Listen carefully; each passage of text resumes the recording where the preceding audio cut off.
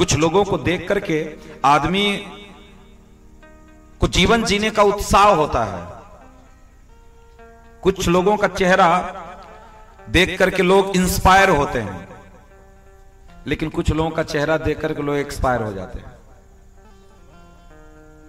वो खुद बेचारा दुखी है और जो उनके पास जाता है वो भी दुखी हो जाता है। दिन भर रोते रहते हैं, अरे महाराज हमारे पास कुछ नहीं, बड़ा गरीब है। कुछ भी हो जाए उनके पास जब जाओ उनका स्वभाव बन गया है। उनको भगवान कितना भी दे देगा, उनके पास आ रही है, बड़ी गरीबी है, बड़ी संकट चल रहा है, बड़ा दिक्कत है महाराज।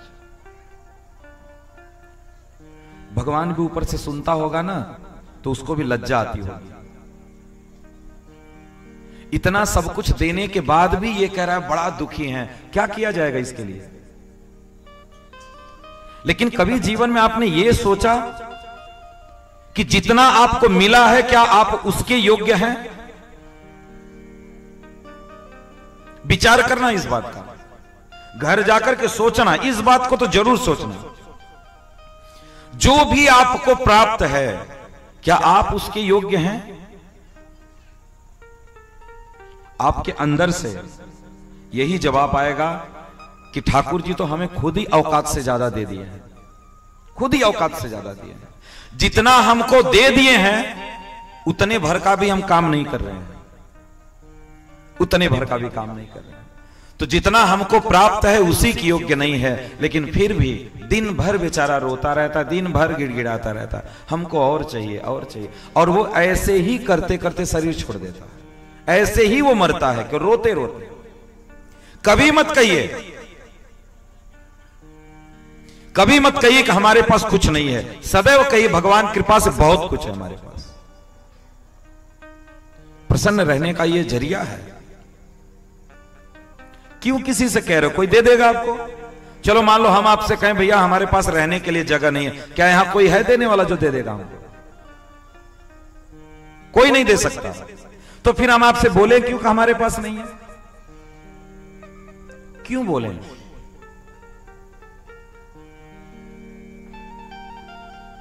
किसी से मत बोलिए हमारे पास कुछ नहीं है।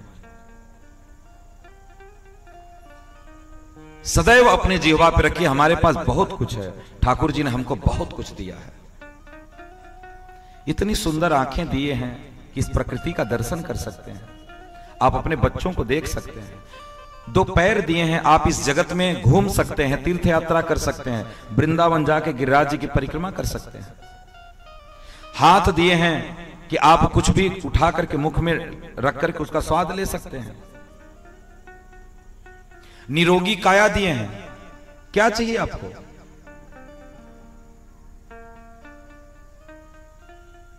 और भौतिक जगत की वस्तु पाकर के तो आज तक कोई संतुष्ट नहीं हुआ। एक फैक्ट्री हो गई तो बस दूसरी फैक्ट्री लग जाए, दो फैक्ट्री हो गई बस तीसरी फैक्ट्री लग जाए। कोई संतुष्ट हुआ आज तक? नहीं।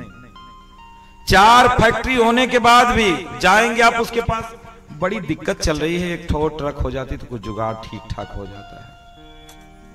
ये तो कहते हैं ना, कभी कोई व्यक्ति एक ट्रक के लिए तरसता था, एक गाड़ी के लिए तरसता था, ठाकुर जी ने उसको 8-8, 10-10, 12-12, 16-16 ट्रकें दे दी, फिर भी मरता रहता। अरे साहब बड़ा कष्ट में जीवन है।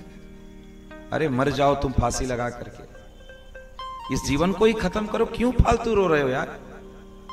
इतना सब कुछ होने के बाद भी तुम रो रहे हो। आज कल भी रोते थे, आज भी रो रहे हो। इसका मतलब तुम्हारे स्वभाव में है रोना। तुम्हारे पास कुछ भी हो जाएगा रोते ही रहो, रोते ही रहो। इसलिए कथा कहती है कि जीवन में धर्म कर्म करो, खूब कथा सुनो, भगवान के गुणों को सुनो, क्योंकि आपको प्रसन्नता कथा ही देती है। कथा प्रसादस्तु प्रसन्नता, कथा का प्रसाद ही है प्रसन्नता। जितने लोग आज 6 दिन से कथा सुन रहे हैं, गारंटी वो बिना दवाई खाए सोता होगा। अगर कोई दवा खा करके भी सो रहा होगा ना, तो 6 दिन से वो बिना दवाई का सो रहा होगा। आप बेड पर पड़े और आपको निद्रा आ जाए, उससे सुखी इस संसार में कोई नहीं है। जानना, इस बात का ध्यान देना। जो खाट पर पड़े और उसको नींद आ जाए, जानना उसने अपने जीवन में बहुत पुण्य किया है, बहुत पुण्य किया है। न जाने कितने लोग तो पूरी रात पंखा देख रहे हैं, पलटी मार रहे हैं, तब तक सुबह हो जा रहा है,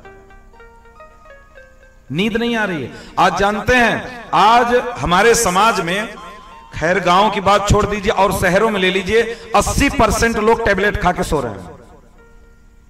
80% लोग दवा खाकर सो रहे हैं, नींद नहीं आ रही लोगों को, क्योंकि वो अपने आप से संतुष्ट नहीं है।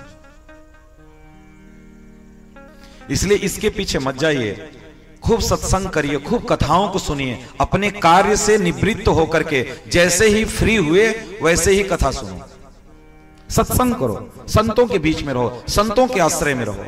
कहीं भी कथा सुनने को मिले, कथा सुनने जाओ, कथा सुनो।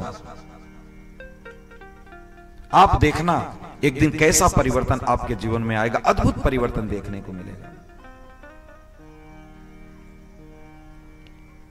इसलिए जीवन में अगर आपने कथा को पकड़ लिया ना, तो आपका उद्धार 100% पक्का है, 100% से होगा।